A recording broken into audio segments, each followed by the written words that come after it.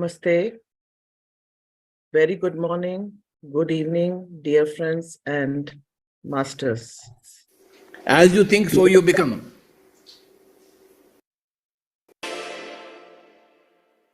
Think less and live more. See, we are prone to thinking, and that too stupid thinking, creating stupid destiny. Your thinking creates your destiny. So, think properly, think qualitatively, because you are creating your destiny through your thinking. You must manage your thinking properly. Thinking is the whole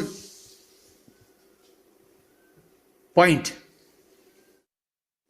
As you think, so you become.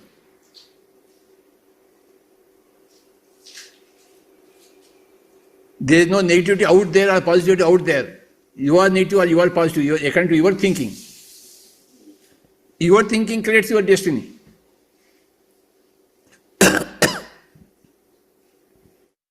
I listen to everybody, but I don't think about anything. I don't analyze any experience. Analysis calls for thinking, and thinking creates stupidity. No analysis of three things. No analysis of life experiences, no analysis of dream experiences, no analysis of meditation experiences. My concept is no analysis, no thinking. And my no analysis, no thinking has created destiny for me, of PSSM, grand PSSM, grand family it has given me. Had I started analysis, I would have lost all my friends. I would have been living alone in my life. Since I stopped thinking, I created such a destiny called the PSSM. I created Dhyana Jagath because I stopped my thinking. I don't think at all. And I have created perfect destiny for myself. As you think, so you become. This is the most important statement. The whole book is based upon this. Now, my only purpose in lifetime is to tell about this book to everybody.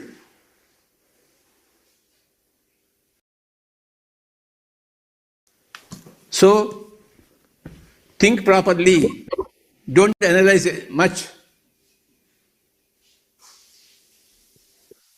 Experience it. Experience life. Experience meditation. Experience dreams. Don't analyze life. Don't analyze meditation. Don't analyze dreams. But experience. Experience after experience after experience after experience after experience after experience after experience after experience. लगे हुए रहिए मुन्ना भाई.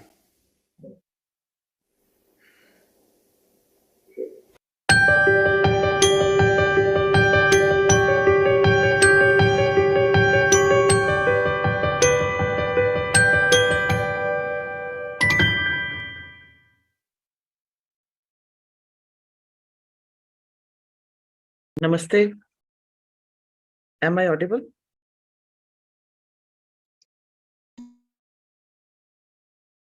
Am I audible? Yes, thank you. Audible. Yes, thank you, sir. Thank you. Very good morning, good evening, dear friends and masters. Welcome to the program Harmony. On behalf of Buddhasiya Quantum Foundation, I, Namita Singh, welcome you all. Yes, all of us have come in this world with a purpose. Law of Dharma, that is the purpose of our life, starts with finding happiness. We have to keep learning. Life is a chain of learning, having experiences. And continuous learning leads to the experiences that give us clarity so that we can make use of this clarity while achieving our purpose. With meditation, we certainly can turn our challenges into choices. Yes, there are no complaints and judgments. When we realize our true potential, that we are unlimited, there is everything for everyone, there is abundance, then, dear friends and masters, from separateness, we move to oneness. Happiness is a misaddressed emotion. When you seek it for yourself, it cannot be found. But when you give it to others, it will find its way back to you. Just a small example I would like to give. Small story. A professor gave a balloon to every student in the hall. They had to inflate it and write their name on it and throw it in the hallway. Then what he did, he mixed all the balloons, and students were given 5 minutes to locate their own balloons. Despite a hectic search, no one can find their balloon. At that point, what professor did, he asked them to take the first balloon that they found and hand it to the other person whose name was written on it. Within 5 minutes, everyone had their own balloon. Yes, professor said to the students, balloons are like happiness. We will never find it if everyone is looking for his or her own balloon, her own happiness. But if we care about other people's happiness, we will find ours. So let us enhance our spiritual richness. Over to you, sir. Thank you.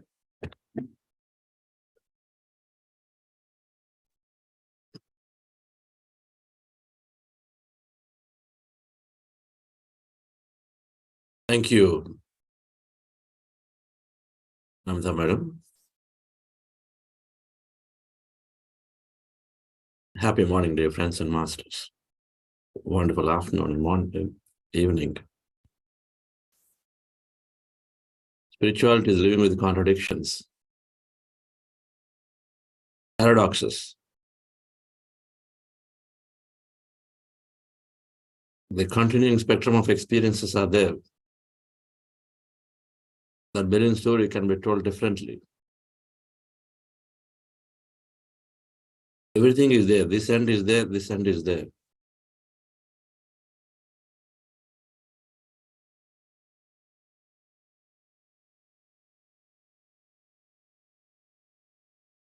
Without thinking about others, we can't have it. Without thinking about ourselves, we can't have it. Both are there. As an individual, we have the full scale of experiences available to us. We decide what is right at any given time. We'll talk about this some other time. Let's go into meditation, dear friends. We're practicing breath mindfulness meditation.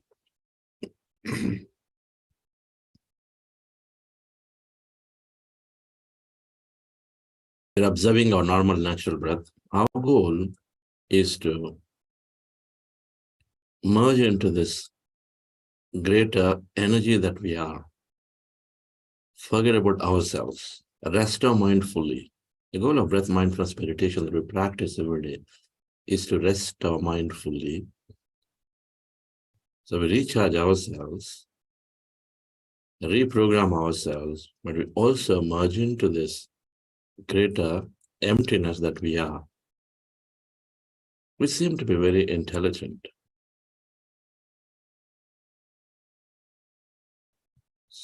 So the posture for anybody who's joining new, and we do know that we always have somebody joining new.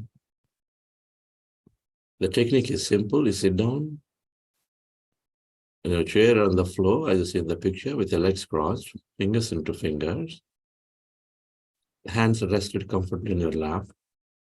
Observe your breath.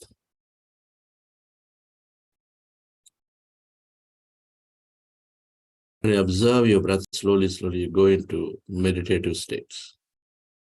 Emptiness, involuntary experiences, maybe sleep, maybe trance state, we don't know. So just observe the breath and slowly allow yourself to slip into those states. They happen automatically. In case at any given time you have thought and you think you are thinking, you recognize your thinking, attention back to the breath again, and again observe the breath, and again slowly, breath may become lighter, shorter, and slowly you go into this states of emptiness and experience energy sensation. This is called breath mindfulness meditation. I'm going to spend maximum time here in this process. And before we do that, we're doing something called heart elevation process. Just follow my guidance reference actively.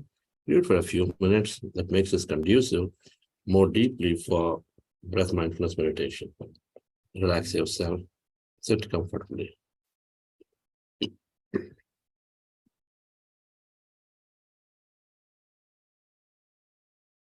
Relax your body.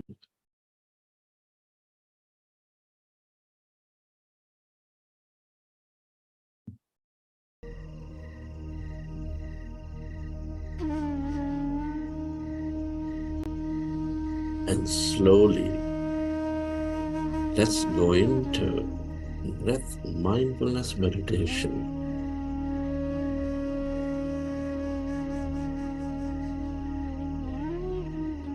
With your fingers into fingers, hands comfortably rested in your lap.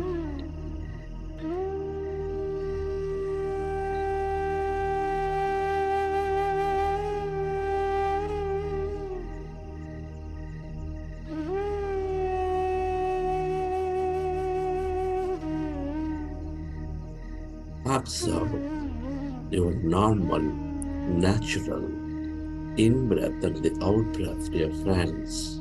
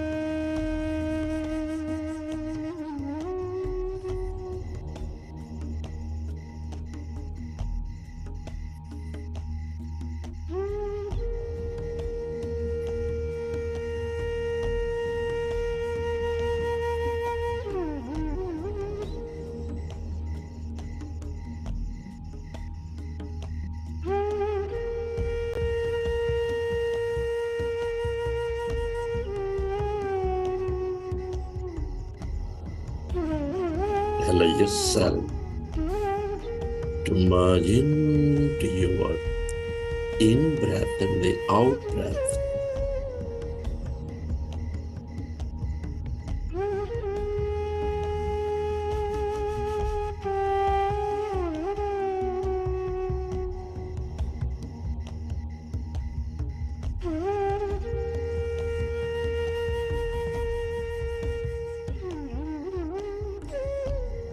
As you observe your breath,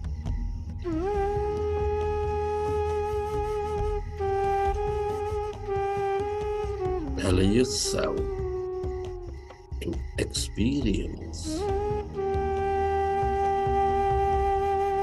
emptiness or sensation inside of you, all around you.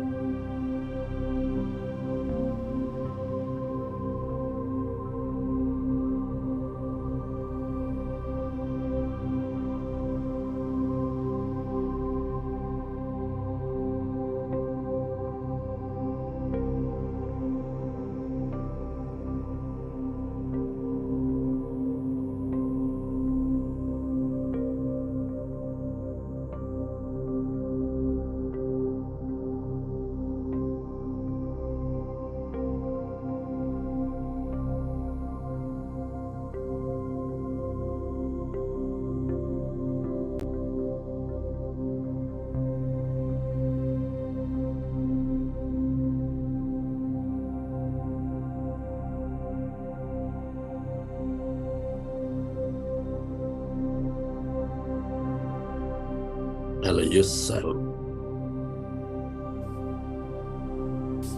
to merge into your breath and allow yourself to experience that emptiness inside of you, all around you.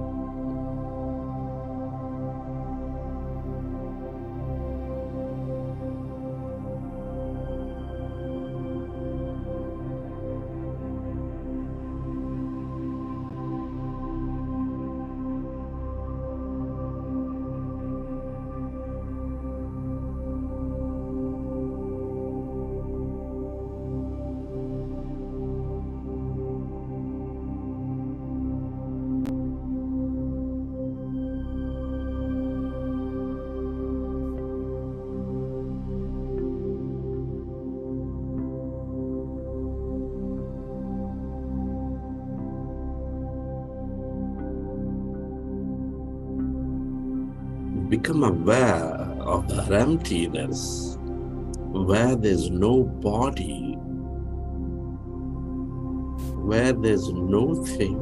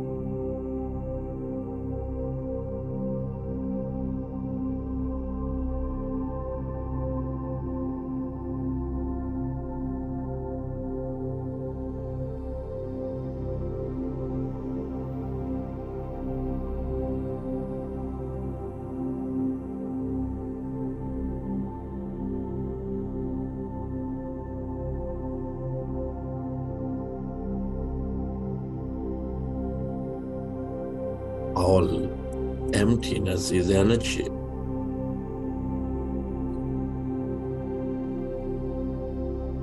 The quantum field of energy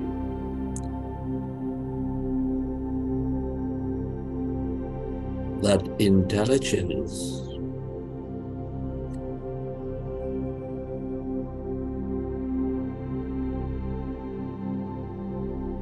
that awareness always paying attention to everything.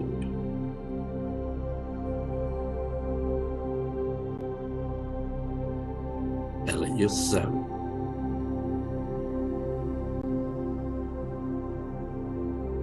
to merge into that emptiness, that energy, as no body, as no thing. If you find yourself distracted in thought, go back to observing your breath, dear friends.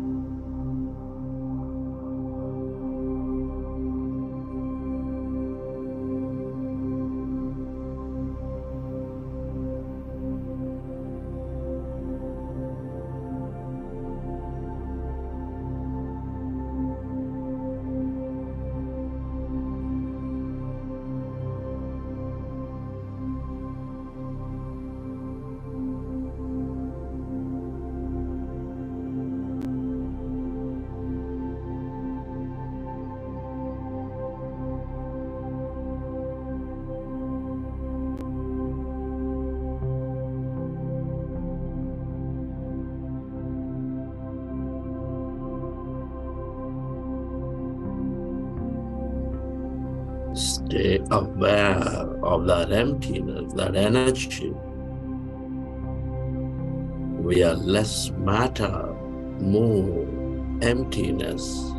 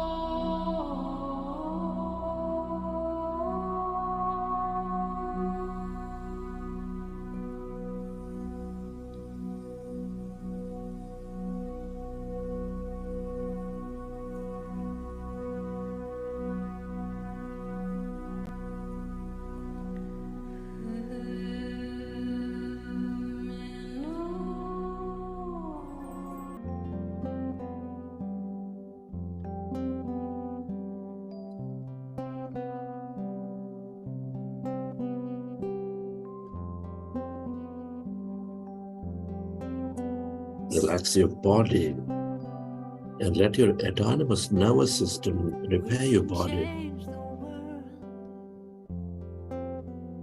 One heart at a time. We can change the world. One heart at a time. I see you. I know you. You're a part of me. We can change the world. One heart at a time. We can change the world. One heart at a time. I see you. I know you. You're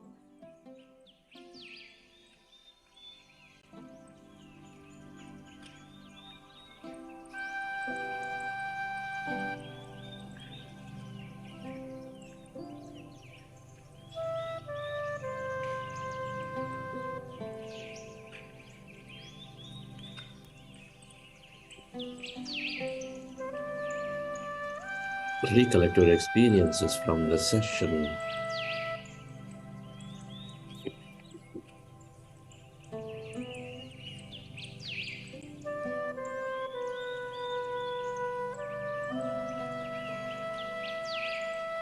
Whenever you're ready, you can keep your hands on your eyes for 5 seconds and then you may open your eyes.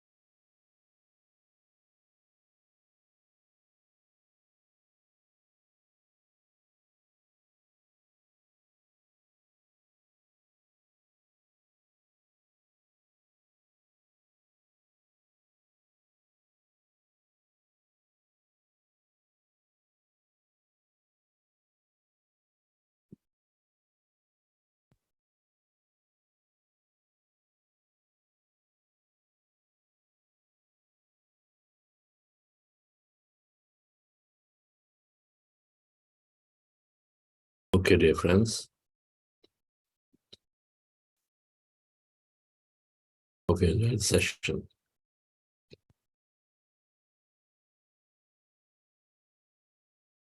Indiji, how are your sessions going?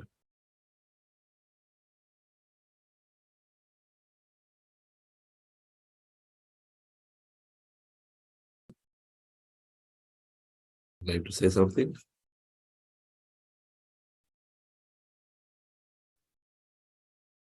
Good morning, everyone. I'm from Nepal, Kathmandu. This is amazing. I never expect any. I cannot express any. I don't know. This is amazing. I'm so happy and relaxed, and everything is good, going good. Thank you so much, and Chandra sir and your team, and Buddha Foundation, and Namita ma'am, and Sunita ma'am, everybody. Oh, Bhavna. You said, madam, you are from where? Nepal. Nepal, Kathmandu, yes. Nepal, Kathmandu. Okay.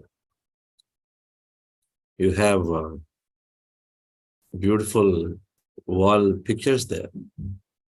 Our masters on your wall. Yes. Gautama Buddha, Osho. And is that Goenkaji? Yes. Yes. Goenka. Wonderful. Thank you. They all have prominently propagated breath mindfulness meditation. discoverer of it, then significant promoter is our Goenka ji. Yes.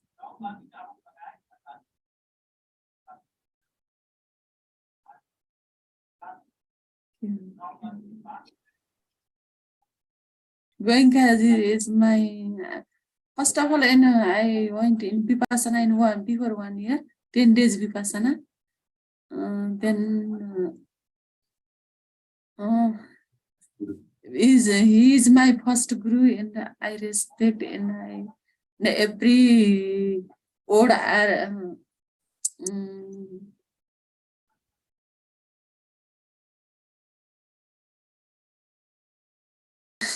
Goenka जी का इस शब्द है ना, इसको मेरे इतना touch करता है कि मैं एवरी वो साइंटिस्ट की तरह वो सिखाते हैं ना, वो आपका श्वास, जब आपके मन में एक विचार आते थे, आपका श्वास का स्थिति कैसे है, आपका बॉडी की स्थिति कैसे है, ऐसे ऐसे आई लाइक, मेरे को इतना, he is my idol guru and he is my first guru, and then also and you and your team and everybody. Yes, madam. Yes. They're all great spiritual scientists. Sorry? They're all great spiritual scientists. Yes. Sub. Yes. Yes. Sub. Yes. Every universe is my idol and guru and my old. Those there on the wall, they've spoken very scientifically. So about mind, everything they explained in detail. So we understand. Yes, I can't understand English and I can understand Hindi. I don't know. No problem. Only I feel, but I cannot express. Yes. ये सब आध्यात्मिक शास्त्रवेद. Yes, आध्यात्मिक शास्त्र. हम सब भी वही है. आध्यात्मिक शास्त्र. शास्त्रवेद मतलब रिसर्च करते हैं. रिसर्च नहीं करते. परिशोधना करते हैं. रिसर्च में इस Hindu, my family is Hinduism, and is celebrate our in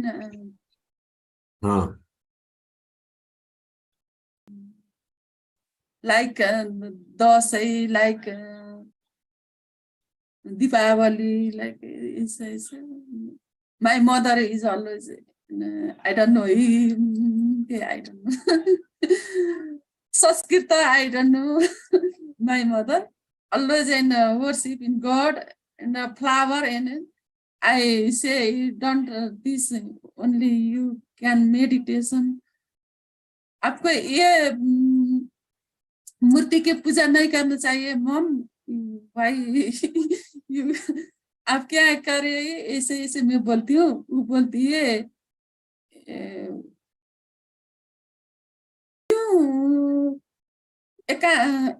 ऐसा एलोन बसती है कोठा में दरवाजा बंद करके, this is not good, and come with me and worship in God and flowers and everything, you know.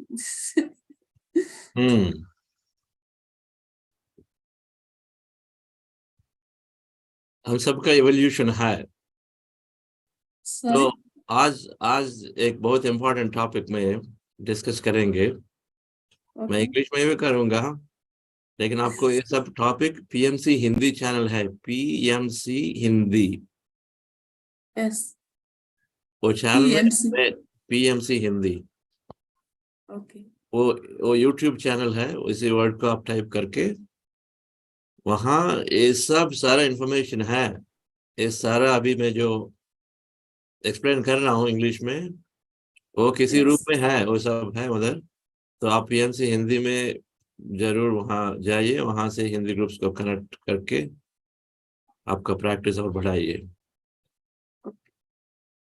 ठीक है? So dear friends,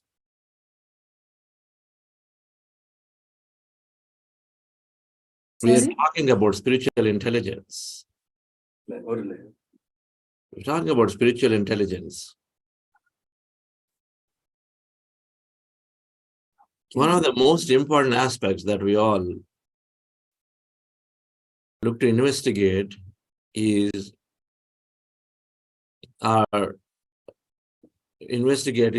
where, how are things getting created? Is it random existence of us coming here and then going? Are we mere bones and molecules? They come and go, randomly getting created? Is there something that is continuously helping us progress? There is a constant, is there a continuity of our lives?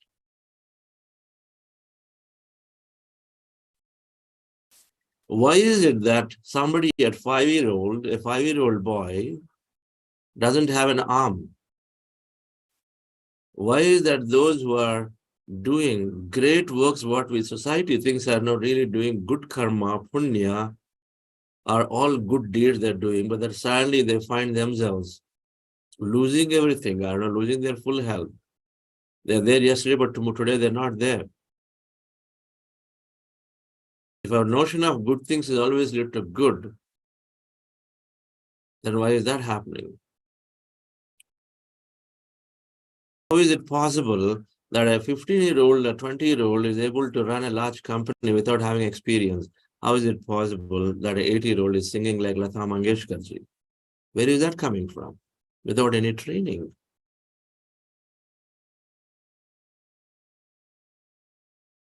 Then we give answers, it's random, it's luck. The beauty is that in the modern world, anything that we don't understand, we say it is luck. It's random. Two words are there. Easy to put one on randomness, another on luck.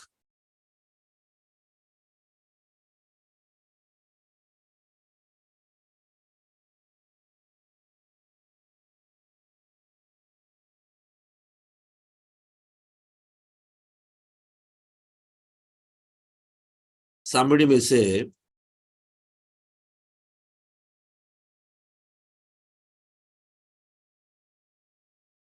a business that is very highly successful, say, oh, they got lucky. They just in the right time, right moment, they got lucky. Little do they know the amount of preparation they have done in their lifetime, dreaming about, visualizing about, wanting to be somewhere and do something. But then we simply not knowing about the time frame and say they got lucky.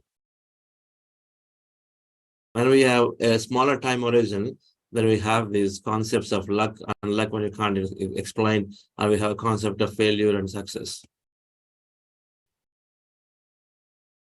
What you consider a failure becomes successful in a longer period of time. A woman who has been having challenge with her marital life, the husband has never bothered about her. They had 2 children, he was traveling, he started having extramarital affairs, young children, and then slowly he left her. And she was really down in the dumps. Of course, it's going to be that way. There's somewhere that sort of led her to introspect, led her to, because the crisis, right? In a crisis time, you sort of look to find some meaning. Why is it happening to me? And then always the answer is coming. As she came into meditation, and then she started understanding herself. 20 years later, she went and settled in another country, something that is always really dreamt about from childhood. She married to somebody else who she really loves. They had great family. And then you ask her and says, the most significant, important, best thing that happened to her is that event 20 years ago. That is the best thing that has happened. When she was going through that event, it is the most worst thing that is happening to her. The people, the place around would say, yes, this is like the worst thing. This is an utter failure of life. What have you done? You couldn't even manage a small family. But 20 years later, the same people, the same individual also experienced and said, that is the best thing happened to me. Because of that, now I'm today what I am.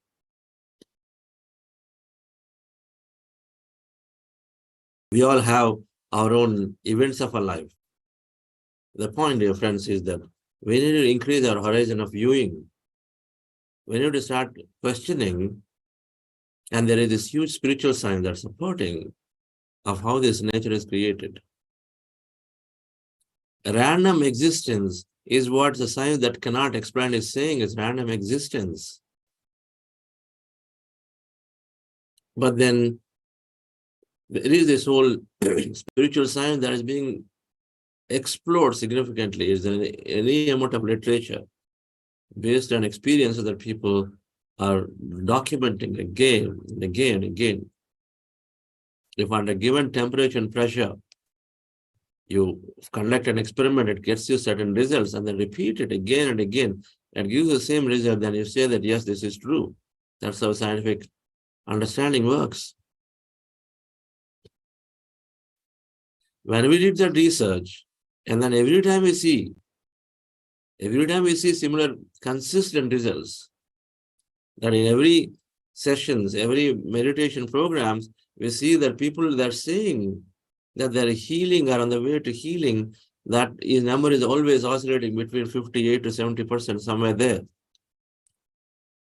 Is there.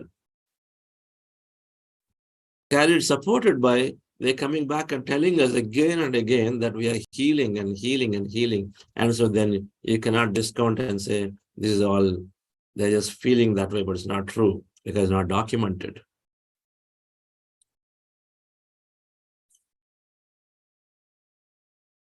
The program is same, it is similar, same duration, at the same time, people are coming from different parts of the world and they're going through it. Randomness exists, so people of all kinds of people come and join, and then so then it must give adequate identical environment from study to study, and then it always represents us, it shows the same values. And so there is got to be accepted as an enough scientific evidence that meditation is helping. So is the case with different experiences that people are going through. Let us understand this whole nature of personal reality, then how are things happening? And look for, with an open mindset, to explore each of them. Just like anything, where you place your attention, you place your energy. And if you place your attention on things, then immediately that world expands significantly. For example, pyramids. What is the notion that comes right in the mind when somebody says pyramid?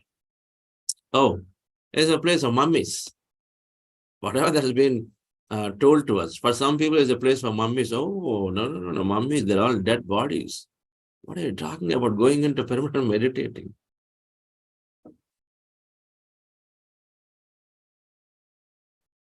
Or it is some structure that exists there, or ancient structure, it is deserted, nobody is living there, some structure, we don't know what it is, how it came from. But to my utter fascination, when I started looking into it, friends, there are hundreds of research, hundreds of books are there on pyramids, hundreds, not 1, 2, 3, hundreds. Pyramid energy, pyramid powers, search for them, you will find any number of books are there. Then you know that there are so many people are working on it, so many people are researching.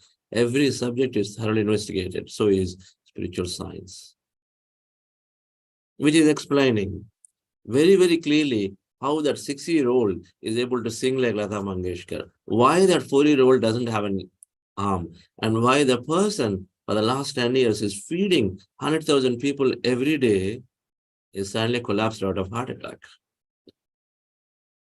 Is a vegetarian and is only doing good things, never harming and hurting anybody. But the spiritual science is very, very, very, very clearly explaining why 2 children of the same community environment one is getting only 20 marks, they seem to fail the subject, whereas the other one seems to be scoring 90 and then seems to be, in the eyes of the society, a progressing, greatly intelligent student. Why?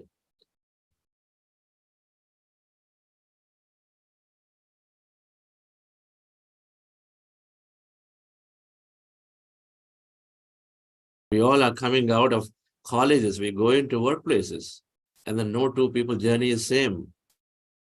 Our colleagues and our classmates seem to be rising like a star again in the world of material world, with all that position, power, money that they gain. We say, oh, he's done really well in life. I'm just, say like, Anuraji, I'm also been a systems engineer. I'm a DBA, I'm a systems engineer. I'm just there.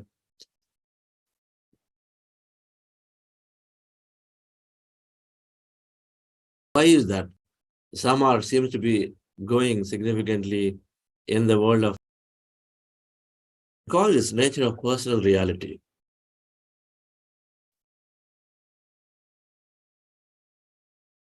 When you read several books, when you also have your personal experience, when you start analyzing life events, you listen to experience of people, you come up and then formulate an understanding.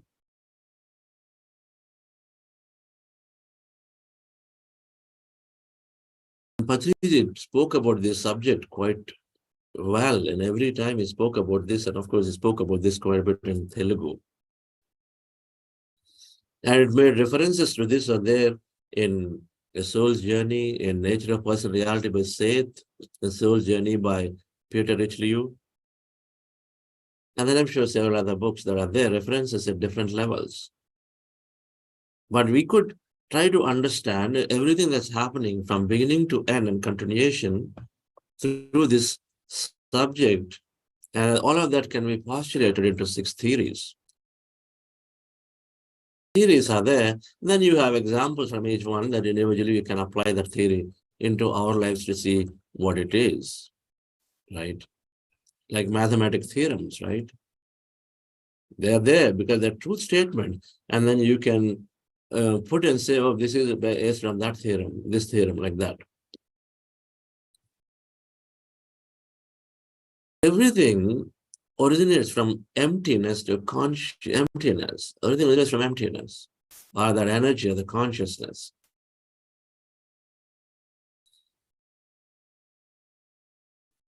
Try to understand a little bit through quantum field, but I don't know if everything can be explained. Everything is originating from emptiness. This part can easily be understood from quantum physics. But it's saying that there is all consciousness that exists. Nothing exists first. There is first nothing, then something seems to emerge out of it. You have a small seed, but then the seed, as it's growing, becomes a big banyan tree. There's nothing. Do you and me ever can imagine that small seed can actually become a banyan tree?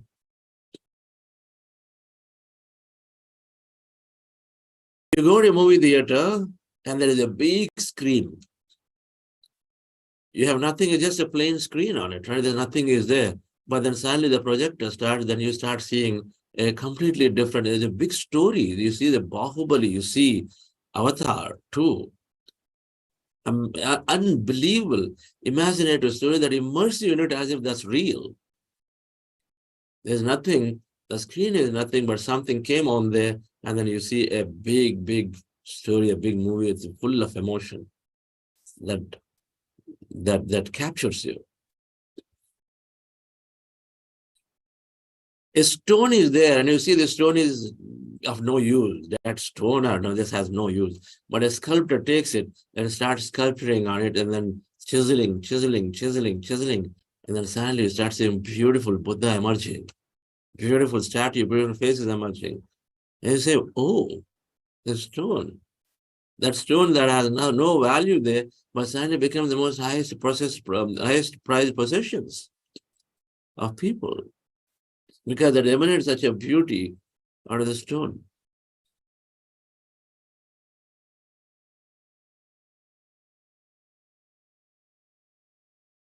We know it, life is thriving everywhere.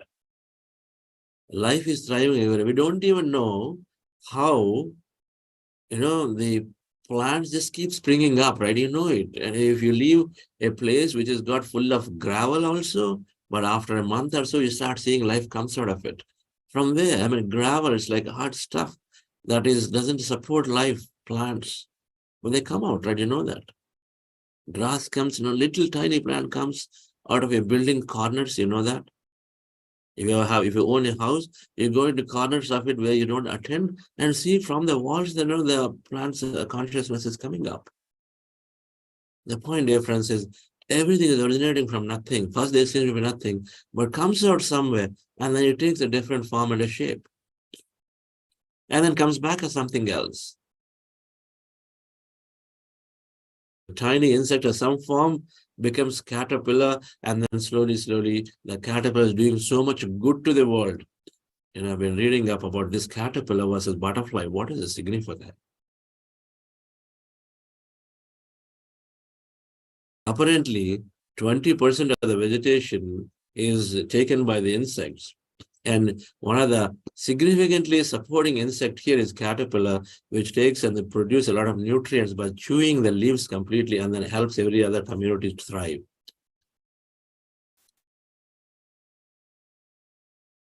It has its own effect. Beautifully, it is supporting the entire ecosystem of environment because the caterpillars are, of course, transforming into several things, including the beautiful butterfly that we all talk about. A caterpillar becomes a butterfly. What a caterpillar calls the end of life is the beginning of life for a butterfly, Richard Bach.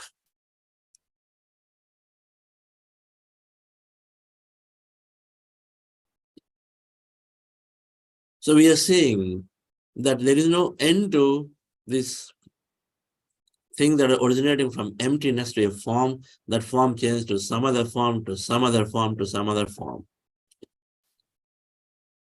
We see it. The banyan tree grows and then at some point it dies and then it becomes, it integrates into the earth soil to change to something else, to some base of some metal somewhere. That statue, when it's broken, becomes part of your house somewhere as a brick. Then a house, when it's broken, becomes something else. So we know it. There is a constant transformation happening from nothing to everything is happening. So everything that comes here has a use. Nothing is randomly coming. Everything, just like the caterpillar, has got such an important use, and we know that everything has got a use. So we exist, we come here for a purpose, and we go. The analogy I want to draw throughout this today's session is about companies, because we're talking about businesses. Nothing is there, the company springs up, isn't it? Was Google there before 20 years ago? It's not there 30 years ago. But it sprung up out of nowhere. And today we talk about the world's most biggest company. From where did it come from? Tell me, where did it come from? Come from an idea, from that emptiness and energy. Without this Apple phone, half the world is not able to live today. It came from nowhere. So the consciousness, and then you know what? And there are some of these big companies that existed before, they don't even exist. They come, they transform. People understand the AT&T that became the Bell Labs became bigger and bigger and bigger. And it was broken into smaller telecom companies, entire different states, because it became so big, it's broken. And they started their life, and some of them transformed into some other companies, entities. But one dies off, the core people go and then start something else. So they're always transforming. From out of nothing comes all of these businesses, and then they grow, they get broken into smaller, they transform into something and something. It's always happening. There's no end to it. Can we say there is an end of business world? Are they going to stop somewhere? Is the entire business world expanding ever? Or is it contracting ever? Do you have an answer? I'm sure you will say that. The number of companies that exist are only ever increasing, not decreasing. So everything seems to originate from nothing. Everything seems to transform one to the other and ever expanding. So is the case with this universe, ever expanding. and you apply it to ourselves. Our lives are ever expanding. The number of experiences we have are continuously are only growing in our life. The second theory, dear friends, is theory of reincarnation. The first one is easy to understand. Now we get into a little bit of touchy subjects here now, because some religions don't support it. While some religions support it, mostly in Eastern religions, supporting this concept, but some do not. This is very difficult to grasp when it's not something that's culturally imbibed into you. It's very difficult to disturb the personality, you know. If I've been brought up in a condition that non-vegetarian is a must, I mean, in fact, as a matter of choice, there's no choice, but just eat that always. And so when you say that is perhaps the most harmful food for the body, it's difficult to digest. It destroys the personality. But so be it, right? But at least it helps us to start looking into it deeply. From a quantum physics perspective, everything is energy, and there are different frequencies of the worlds. We all have different frequency. Just because we don't see it does not mean that doesn't exist. I mean, we talked about this before. The human eye can see less than 1% of the entire spectrum of what exists out there.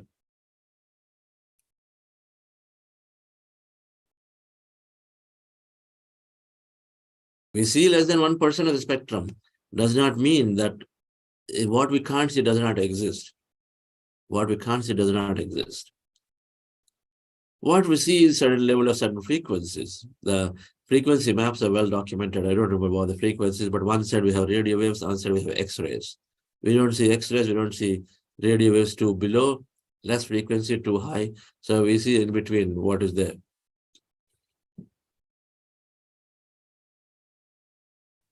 Does not mean what we don't see does not exist. That's the point I want us to understand, to explore. Go into this energy field. When we say everything is energy and matter, quantum physics, now what is there in the field of energy? Can I see it? I think when we start exploring these words, and then the Vedic scriptures have always said it, there are different levels. They call it everything that goes beyond death, it becomes a soul. Then you have Jivatma, Paramatma, Parabrahma. There are different levels are there, of different structures are there.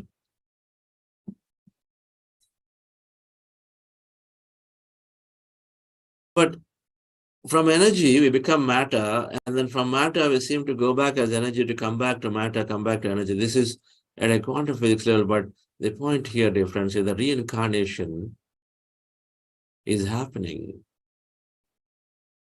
Ian Stevenson, Jim Trucker, some of these, there are two individuals who have done research on children. The past life regression as a concept is there, where people seem to get regressed to go back and then recollect memories, descriptive memories of the past. And then they correlate, and then they always seem to come out of several challenges they have, which they are stuck in life, or no early death, or some kind of phobias and fears and all that. It's a therapy that is used to overcome some of the challenges. One way of going to past lives is by getting regress in hypnotherapy. But another way is to look at several memories that we see in meditations. And another way that you don't do anything is to simply recollect, and which seems to happen in the case of children.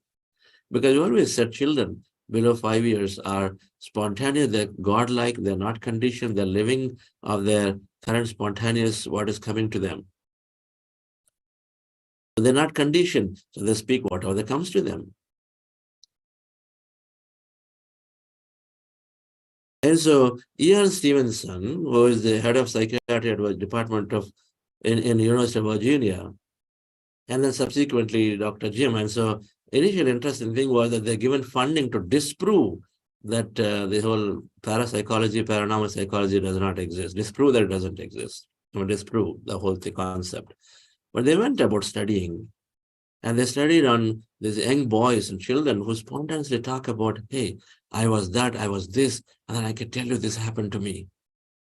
They went about researching, and every time they found that what the child is saying was evidentially there, circumstantially it is there.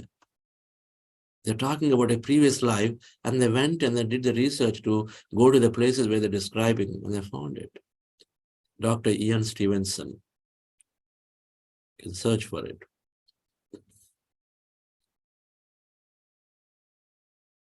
I'm based on the research. Now, the Dr. Brian Weiss comes as one of the leading researchers of the subject. He was again psychiatry department in some medical college in Florida. And he's written this book, Many Lives, Many Masters. When I read this book in the year 2002 or somewhere there, it's a big eye-opener for me about the subject of past life, the reincarnate. The point, dear friends, is that everything comes out of emptiness, consciousness, and then we seem to take and experience something and we go back. We come back to experience something more, go back. We form one company. I'm an entrepreneur. I form a company. I want to experience stuff. I do it. When I finish it, I feel like it's time for me to go to the next one. I go and start another one. We do it for a purpose, for a reason. I'm doing it. And then I have a whole lot of experience. It gives me a kick. At the end of the day, it's all about experiencing and feeling good about ourselves, right? And then we do that, having experienced something. Then we go to another one. We form the next one, another one. It goes about we go about doing things. The reincarnation is happening. Some births as males, some as females. Some in America, some in India. Generally, things that do not change your system, your conditions do not change significantly in a lifetime, or the reincarnation we're taking like that. Or conditions do not change. Either some are in the rural area, some in the urban area. The conditions do not change significantly for that in the lifetime. So you live a life in that area, as that body. That's what the reincarnation theories are suggesting, that we take some male lives, female lives. Different conditions we set up. We come as Hindu family, as basically what is religion is some kind of thing that is given to each of us, right? Nothing came with our birth, we know that. I mean, you're born in a family of Hindu, a family of Christianity, but it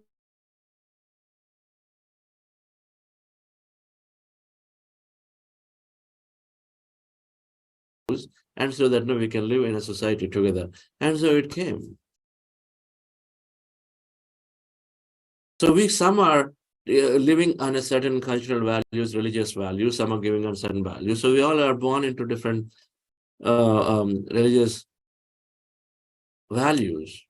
And that itself, there's so much that significantly changed over a period of time.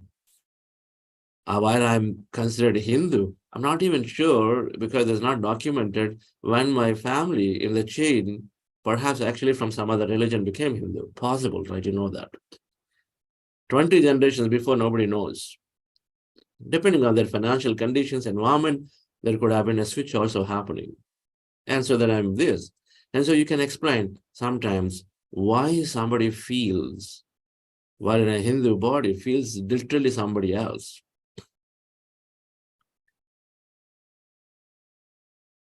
You can explain why you're born here, but you're living in Madison, Wisconsin your entire lifetime. You're born but somewhere in a village in India, but they're born somewhere else and they're living the whole lifetime there, feeling that is your home. For some, it is suffocating to go away from where they're born, are living from this place, but some it is their home. Why is so? We seem to have the law of reincarnation perfectly explaining. Reincarnation theory perfectly explains, saying that we all are coming just like a businessman, starting with a purpose, a company. An entrepreneur starts a company with a purpose. And then as they continue, they feel somewhere, hey, my purpose is over. Whatever I need to do, I've done it. And so they don't enjoy it anymore. They feel like they learned it all. And so then they say, I'm done. I want to go and start the next one. That's what seems to happen. Reincarnation. We're coming with a purpose to learn. Everything's about learning and experiencing, friends. Come with a purpose to learn, experience. And then go from there to the next one. Now, what does the entrepreneur do? Is he going back and doing the same thing again? No way. It'll be so boring. Once they experience certain level of business, whether it is, $1 million business they built up, now they say, hey, next time I must build a $100 million business. Oh, last time I built in this area product. Oh, next time that's okay, done. So let me explore the adjoining area. But they're always building on top of their experience. You don't repeat it. Instead, build on top of that experience to do something adjoining different, depending on how radical, how creative you are, what kind of experience you want. But we are taking different, reincarnation explaining perfect, we're taking different births, one after the other. We start from where we left. The child who is a very, very famous singer in the previous birth starts off early singing like the Lata Mangeshkar, like the singer. Out of nowhere comes their full knowledge that their ability, the singing ability is there. Because the experience in the quantum field are there. Your physical experience became energy. Because energy neither can be destroyed nor created, it only transforms. So physical matter became back into energy. And so that experience must be there, right? In the quantum field of entanglement, it is there. A set of them together are considered together as what you call the soul, which is holding all your experience combined. Individual consciousness, you can give that word. If you dread to use the word soul, individual consciousness, which is holding all our experiences, sum total of experiences. Just like a resume, here we make, holds all our business experiences, company after company after company. And we have our resume out in the quantum field, which is holding all our memories of various lifetimes. Could it be possible?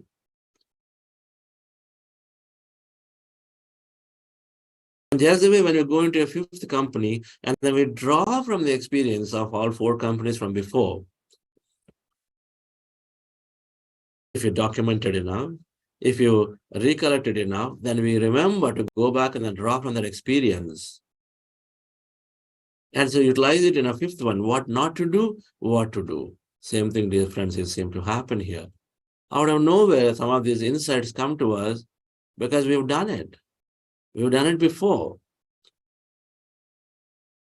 We've done it before, and so we come out as an expert, but we've done it before, not necessarily here, but you go back and expand your horizon, time frame to much before. So reincarnation is talking about it, that we are coming and going. We're starting from where we left in the previous life. So then we start off with a special skill or whatever that is. No wonder some 15-year-olds, 20-year-olds who take on are able to start and then run the companies without having any training. It's got to come back and put this thing together. Everybody is coming for a purpose. I did 5 years of heavy work. I started my company. I did so much work. What do I do, dear friends? Sometimes I finish that, then I take a break, right? Do I take a break? I've seen it all the time. Some entrepreneurs take a break for 2 years. They do something else, almost do nothing. And if you catch them during that period, and they say, hey, what are you doing? It's difficult to give an answer. You can't say, I don't do anything right now. But literally they are waiting. They are basically energizing themselves. They're relaxing, they're resting period. Is it possible then that if you have here between 2 companies of intense activity and learning that you have a rest period and you got that, is it possible then that between 2 lifetimes you got his rest period, dear friends? Is it possible?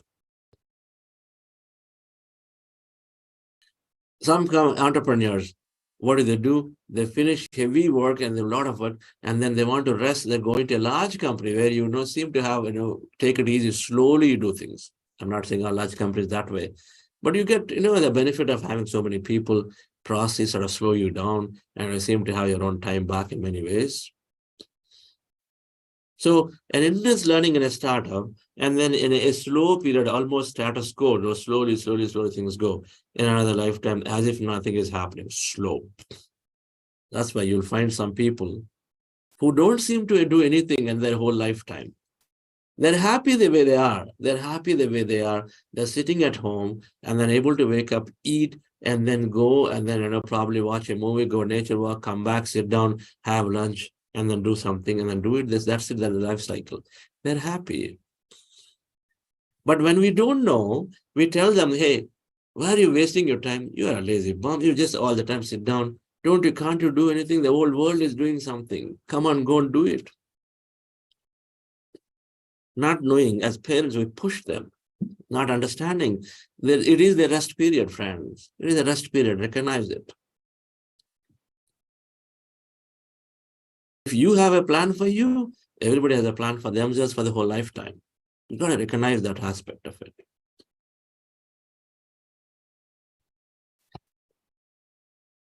Reincarnation is helping us to recognize that there's no death. Death to eternity. It is okay. You come and then you go. We start, oh, this company is over. It's okay, no problem. The next company can start. That's how an entrepreneur thinks. Nothing is the end of the world. Nothing is the end of the world. For an entrepreneur, it's not the end of the world. You know that I can start. And if we are in a company, we lose a job, it's not the end of the world. Okay, so I can go and start. I'll go to another company. What is there? So reincarnation is helping us to overcome the fear of death, understand the big picture significantly.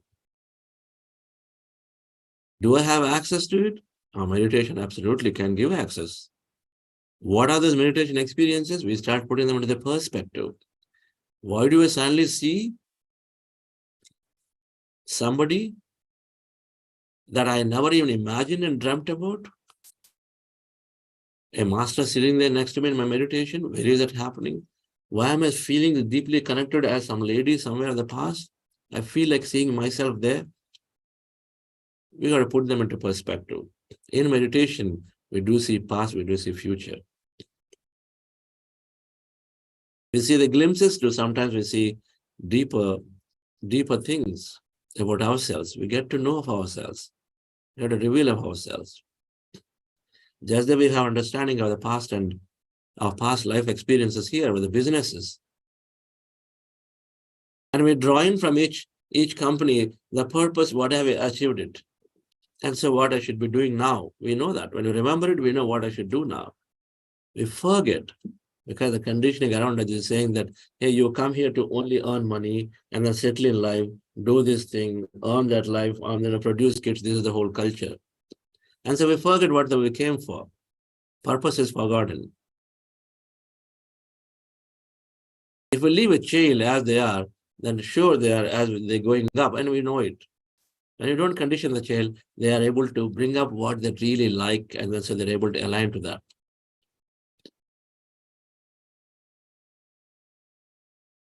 We'll discuss the remaining aspects tomorrow, dear friends. And then we have 6 theories, we understood 2 of them.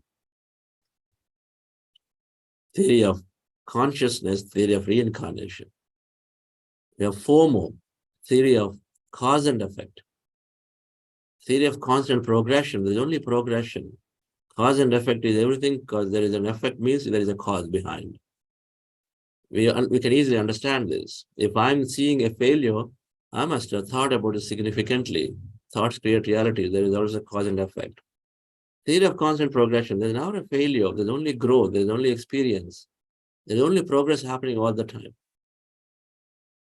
Never to lament about things that are not happening.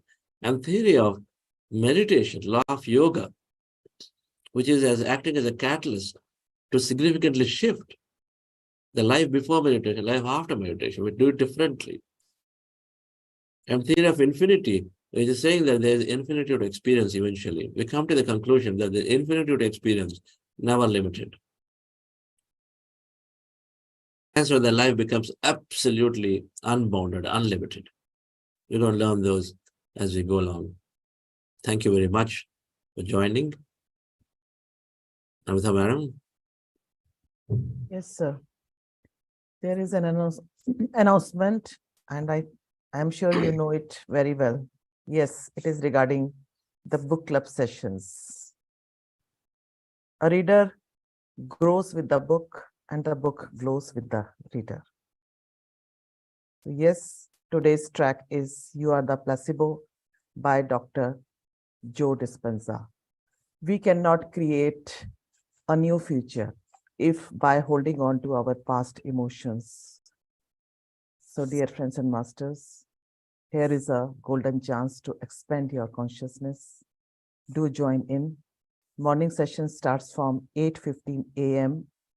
IST and the evening session starts from 8 p.m. IST. Kindly make use of this opportunity. Thank you. Thank you. Thank you, madam. We will meet back again tomorrow. And of course, I will be interested to hear some of your experiences from today's meditation and questions from the session after the short break. Thank you.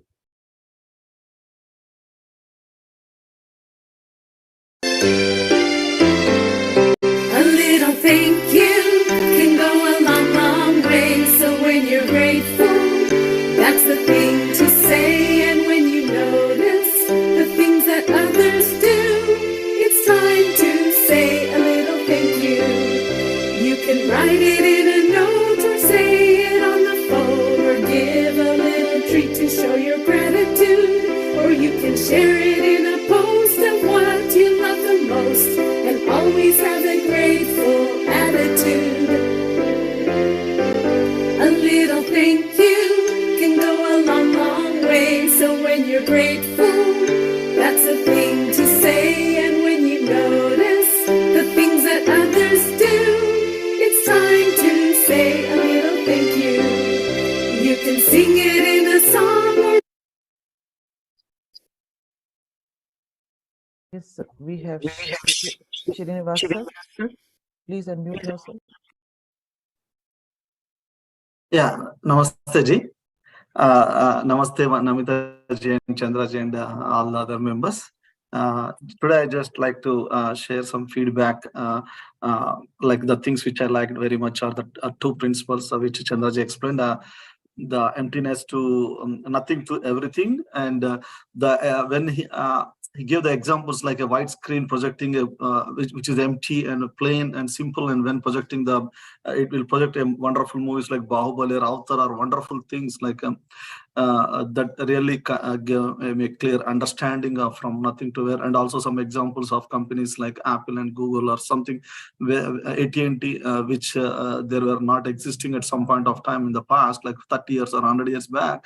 Now they've grown enormously into big things. So nothing to everything, I really like, I connected to it and I got understanding.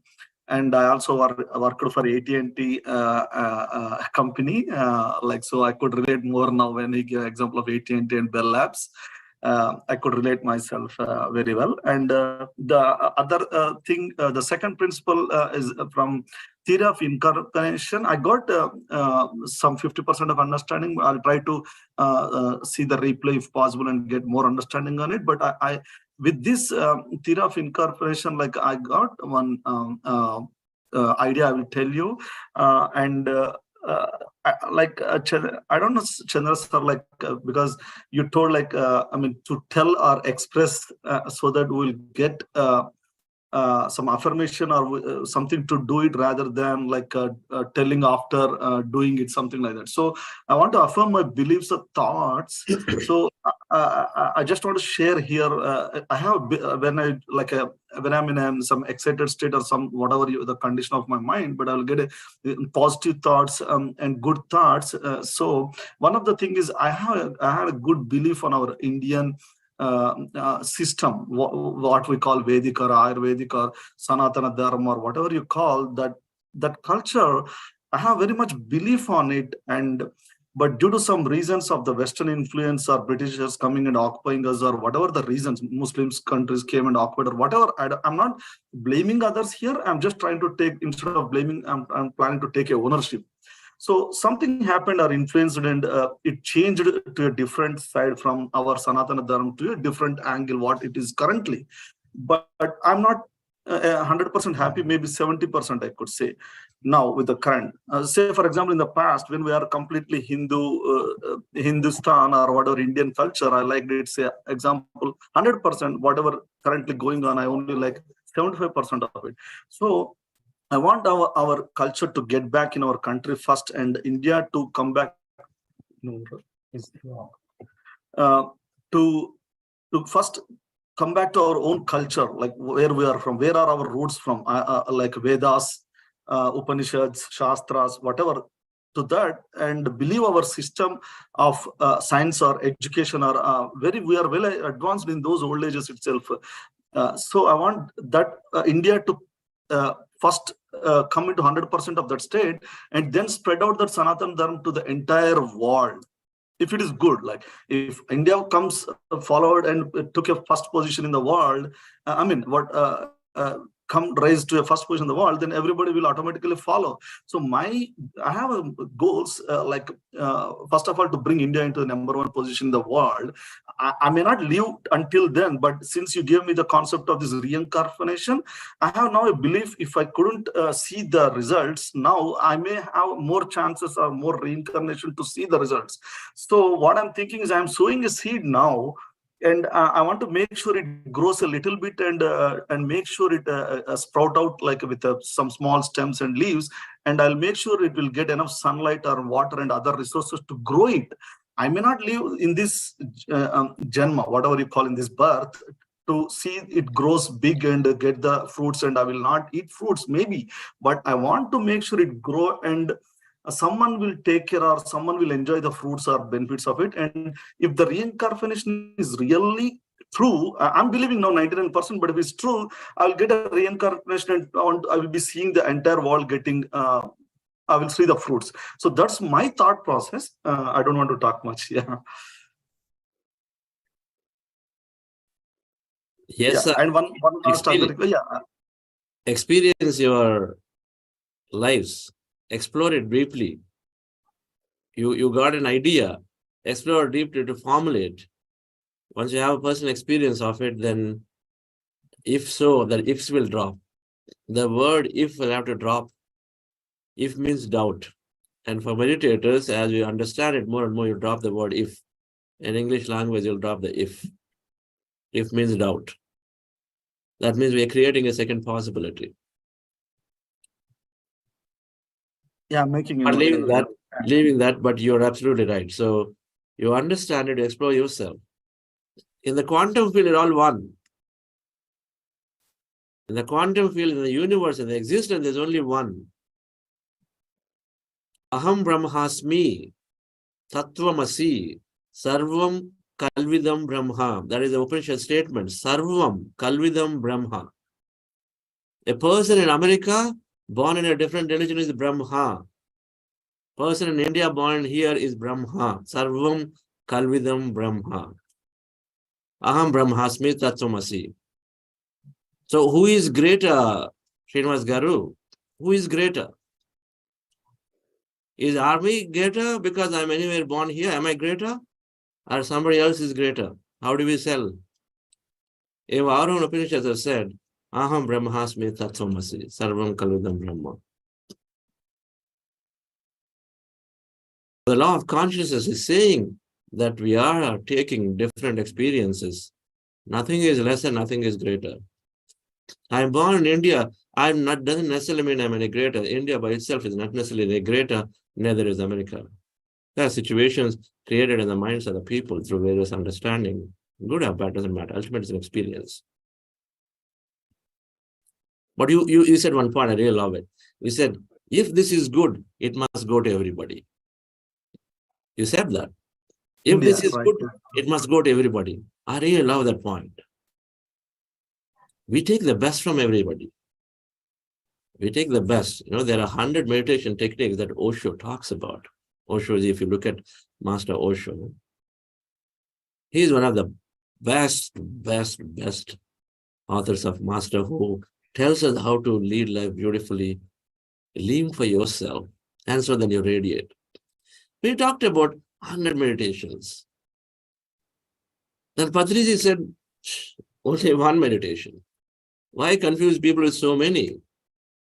Why so many? When the majority of people have to follow very simple things. Gautama Buddha brought this Ana-Pana-Sati. It is so simple. 1 minute, you can sit down, close your eyes. It seems to give you everything that what others give. So just follow this. We take the best.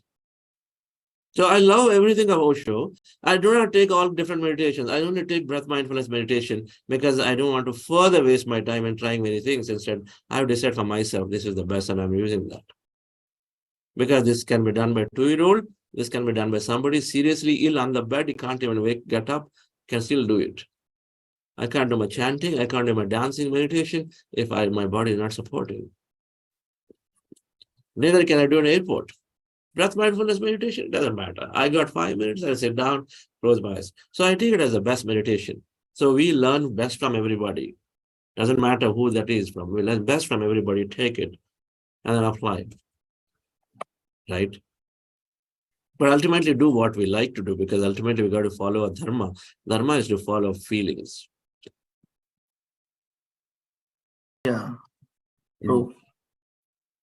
Janami dharmaha nachame pravrittihi, janami adharmaha nachame nivrittihi.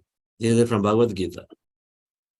Janami dharmaha nachame pravrittihi, janami adharmaha nachame nivrittihi. This is Duryodhana statement to Krishna. Krishna is narrating the story to Arjuna, right? Duryodhana is a great warrior and is a great master, because he got the same guru as Pandavas. They all have learned. So they learned the whole spiritual science. They know it. Everything they know. Everything they know. But what I can apply is what my feeling is saying. So Duryodhana is saying, Krishna, I know all the dharma, janami dharmaha, nachme pravrittihi. I'm not able to do it.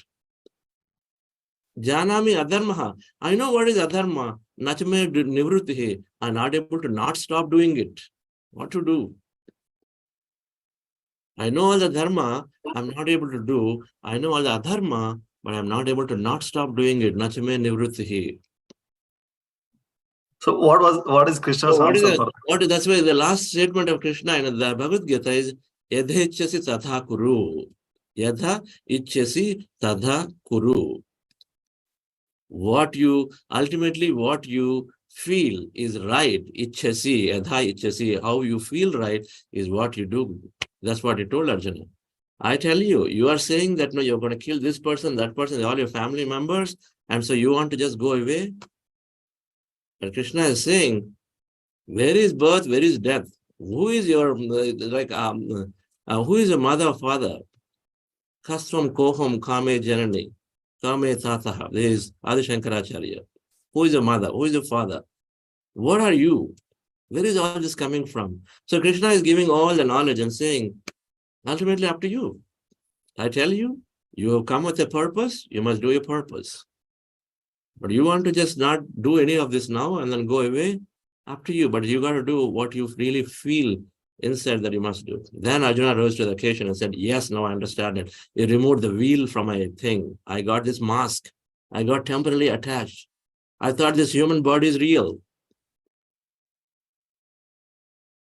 And so he says, now, okay, I'm going to hold the Gandhivam and I'm going to fight now, because I'm here to establish dharma. But there was that role plays. The screen is there, nothing. Then you all come with the role play, Srinivas Garu. We come with the role play to experience. You have to role play to experience. Nobody is wrong, nobody is right. When you understand from spiritual science perspective, it's all our different role plays, different evolution, different experiences. Law of the land is there because as part of a community, we got to live in a group consciousness. And so we got to just go abide by the law of the land, so that what is the law of the land is nothing but a group of set of guidelines so that we can live a more coordinated, coherent life. That's really what somebody formulated for us. But unfortunately, the law of the land is becoming in such a way that the moment one small incident happens, people put a rule. One person behaves differently, they'll put a rule, or 99% suffer, because the people who defend did not understand properly. That's a different subject, we'll come back. But when we raise our consciousness individually, we start seeing all of them. When the lawmakers, when the officials, when the CEOs, and then the leaders, they start seeing this.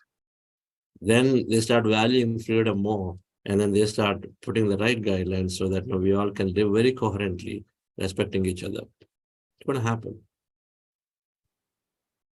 point is that spirituality will bring love and affection, compassion, saying that because that's the nature. The nature of us is, if I speak nice to you and if I send good energy, and then you also feel like coming together. So that's what is going to happen. We all are sending good energy among ourselves. So we come together, respect each other, and then drop the notion of manipulation or dominance. All of them will drop. And so we start cooperating each other with beautifully, and then self-govern each other. Self-governance will be there. Let's explore. We'll explore. We are all babies in this whole infinite world of meditation. But keep exploring, keep reading, Srinivas Garu. Okay, but I really love your point that your interest towards wanting to start something today. Just with this understanding that there is reincarnation. So start something today. And so let's see what happens. The fruits, like a banyan tree, is going to grow. 500 years, it's there. Deeply grateful to somebody who planted it 500 years ago, right? It is there. Thank you. Yeah, sure. Thanks very much. Yes, Sridevi ma'am, please unmute yourself.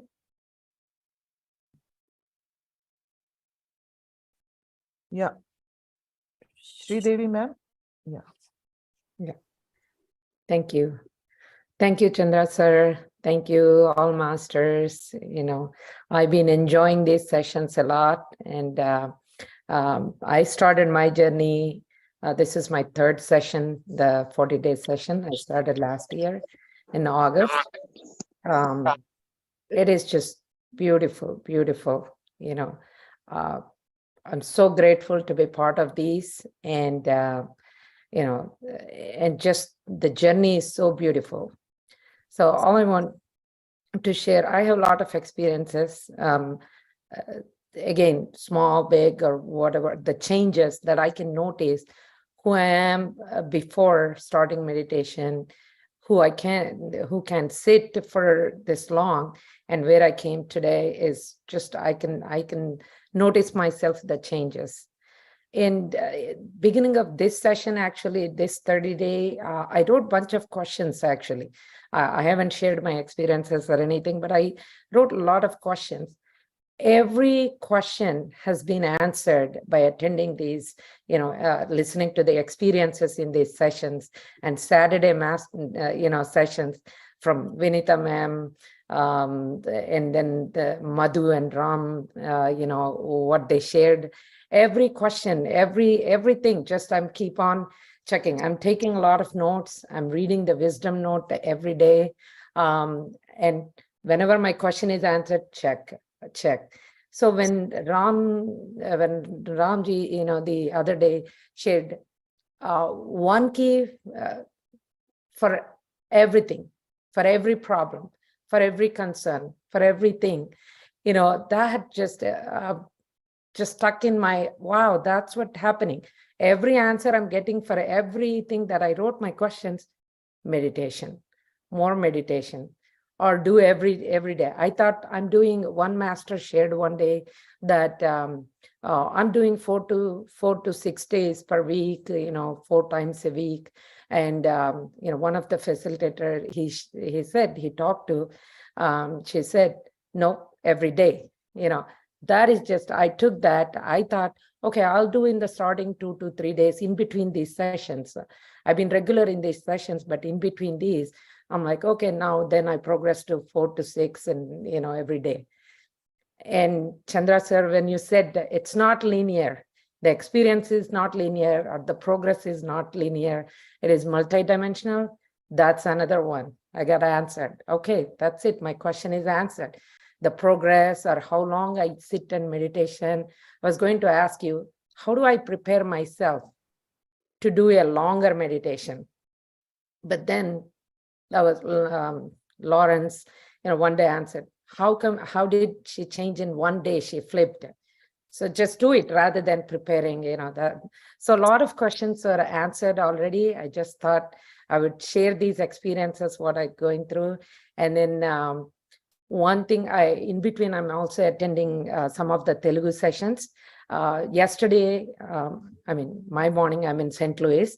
our morning or your last night session, Ramesh Ketty's experience. I didn't join. It's randomly, one of my meeting got canceled and I joined. And I heard this, the fragrance, this wisdom, what I'm learning, or the fragrance is going to, reading more books is going to be like a fragrance, buying a perfume, and it only going to spread, naturally. That just amazed me that I have to share this today. So I got the list of books, 23 books from Venu Garu in St. Louis, when in my first session. Last year in August, I read 9 books already completed, and I have to go the rest of it out of those 23 books list. So I thought, oh, my new perfume is that I bought The Secret. That's what I'm reading now.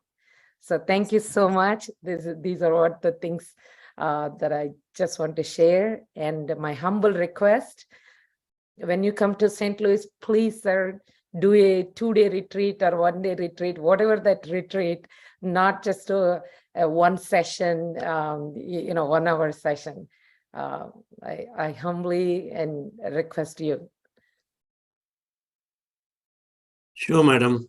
We will do everything best possible, but we'll sure spend time long enough time together, not just one session, but 2 days, 4 days.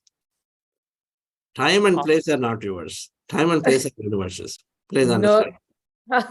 No problem. Wherever you are, If you you fix mentioned it, it, I don't know. so then we are done. Done deal. Thank you. That's awesome. Quantum field, time and space, will leave it to that universe to decide. Okay. Now, but then yes, madam, you should write your book.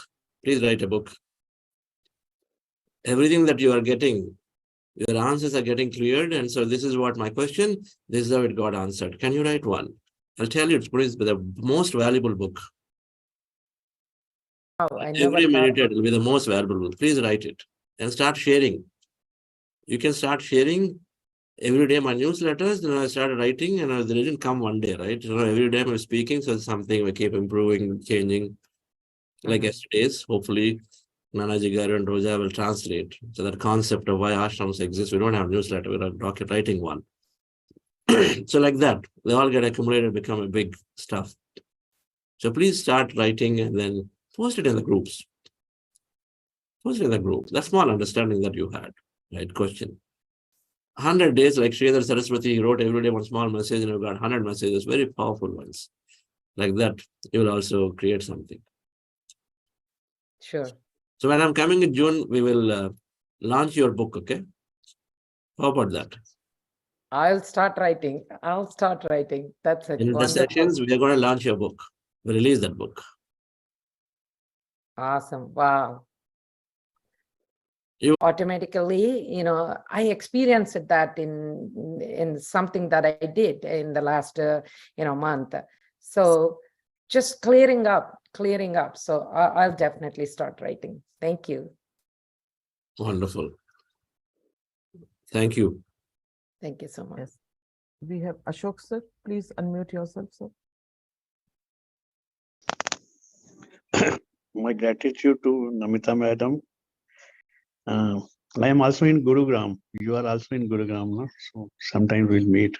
Yes, sir. And Sure. my gratitude and I'm grateful to Chandra sir for giving us so much insights and conducting this meditation. Now, this week we are talking on the nature of personal reality. So my question is that we know that everything is emerging from nothing to everything and then to nothing. This is the cyclic nature of this thing. And second is that there is a reincarnation. So my question is whether, for example, I take my example. Was there any journey, start of journey, the beginning, the first soul? That is my first question. Because, for example, the seeds, for example, from fruits we are getting seeds, and then again plants, and then again fruits. So the first seed, whether there was any identity of that seed, or new seeds are coming. So my basic question is, can we, and we have also understood that there is a lineage as far as the human race is concerned. If we go back, aliens had come to this earth, and the souls are traveling from in the universe, from one planet to other planet, and from one galaxy to other galaxy. So my question is that my soul, was there any beginning, and now, or will there be any end, or it will continue journey?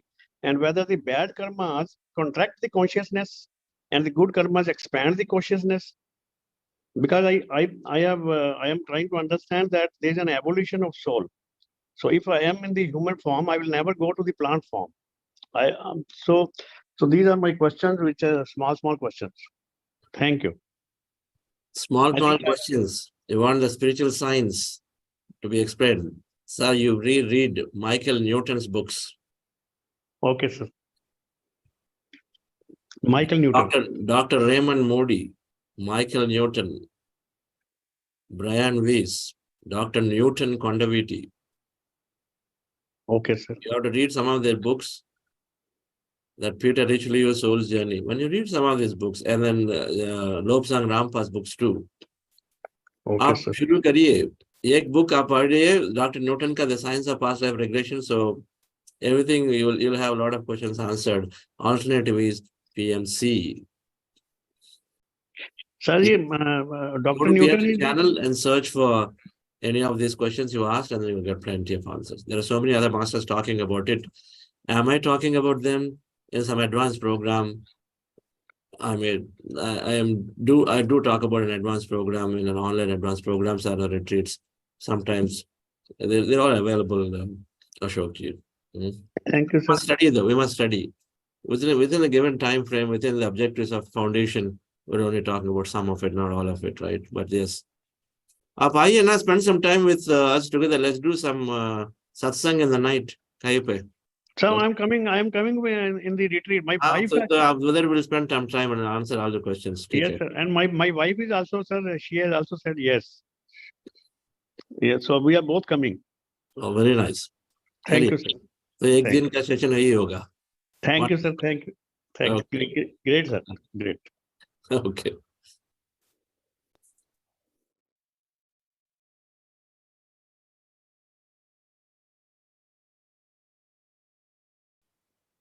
All right. Sir, we have Usha ma'am. Yes. Please unmute yourself. Hello. Yeah. Can you hear me? Yes, madam. Yeah. Namaste. And this was just a gratitude one. Anyway, thanks. But I really understand but the life cycles that we have been going through. And, like before, I have been thinking like, especially think for others, like whenever there is a problem, as you always say, and we know that it all comes from within. But then, like we always think suddenly, the circumstances change, they don't come in front of me. And I have been fighting with those thoughts for a long time. And suddenly, just a realization that, it's not the outer thing, it's me. And suddenly, like I felt such a big calm and, and suddenly I see all around things happening. And of course, I needed to go through the experience and have gone through, realized. And then I feel everything is as per you thought, but maybe after giving me a good teaching that it is all coming from within you. And circumstances change through you, not through somebody or, asking something to change for others. It was right deep inside. And all that you have been going through makes it all clear that it was not just a thought. So these are the right things that has been coming and the truth. Thank you so much. Wonderful, madam. Neville Goddard. Read his books. He's written short books, small books. Okay. Neville. N-E-I-V-E-L, Neville. G-O-D-D-A-R-D. Goddard. Okay. Right. Amazing books are written. So read one of his books and then you will get how subconscious impressions, everything is reflecting out, right? So we'll just make our understanding more deeper. Okay? Right. Yeah, sure. Thank you so much. Thank you. They're available plenty on Amazon. Okay, friends. Thank you very much. So we'll see you all tomorrow again. Thank you.